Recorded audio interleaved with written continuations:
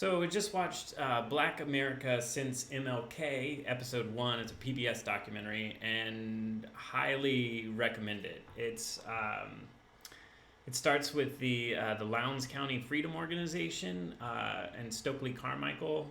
It was a group in Alabama that gathered black voters to go out and vote, and they formed their own party for political power.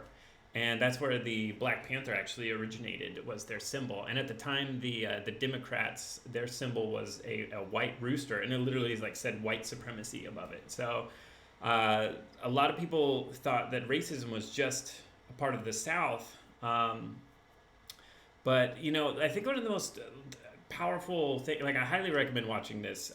This is just part one, but it's so interesting to see that this conversation of like violence to fight for black rights and nonviolence, it's been the same conversation that's even taking place today, almost to the point of like you see politicians coming out and talking about rioting and looting is not a part of the civil rights movement, and we're having these same conversations. We're in this loop that just seems to come to a boiling point, and then it flows over, and then we have riots like the Watts riots. The day after Martin Luther King was assassinated, there was riots all across the nation, and like it's astounding to me, and I think it's incredibly important for us to learn this, to see where we came from and where we're still at. There's progress being made, of course, but there's still this underlying once you see where the black community has come from, you realize that we're far from perfect and far from equal. And I think to anybody that can't understand what's happening right now is like, that's why I'm trying to start this hashtag Learn Black History, because it all just makes so much sense. Like, these people are having conversations that we're having right now, and when you look back, you're like, well, what have we learned? It's like when it's interesting because they talk about Stokely Carmichael, and he's kind of the one that really popularized the Black Power as a statement, and that started like a cultural wave of black empowerment, and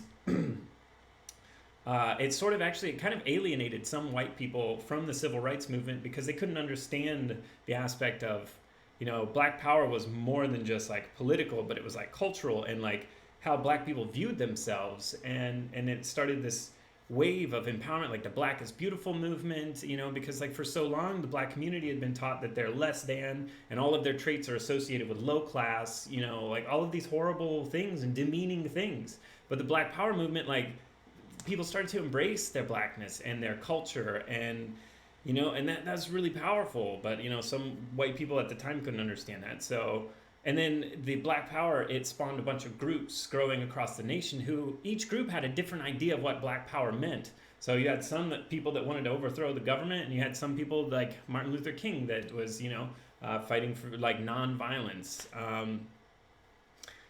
It's pretty crazy, because in the last few years of MLK's life, he would be heckled at talks, and this is something I didn't know. Because the Black Power movement was like in full force, and that's very like, yes, let's stand up for us. And then Martin Luther King kind of like, his nonviolent stance just didn't seem to resonate with the times. And then later in his life, he realized that racism and the oppression of black people is directly linked to classism and economics. And this is what I've talked about in my podcast, Jarrell, that but that idea was not popular at the time. Nobody wanted to hear that. And he went to, King marched through these neighborhoods in Chicago. And it's crazy because everybody thought that, it's the North, like, we're liberal up here. But like white people showed up in droves.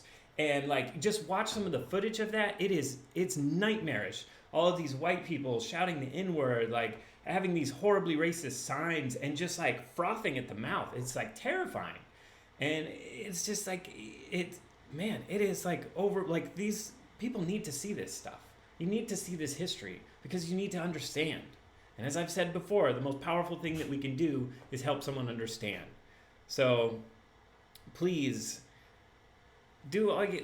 watch Black history documentaries, learn about it, read some books, share with your friends, start the discussions, and really just like do your best to understand so that we can all move forward from this in a way that works for everybody. And finally, maybe finally, we'll be the generation that actually becomes like truly equal for all people.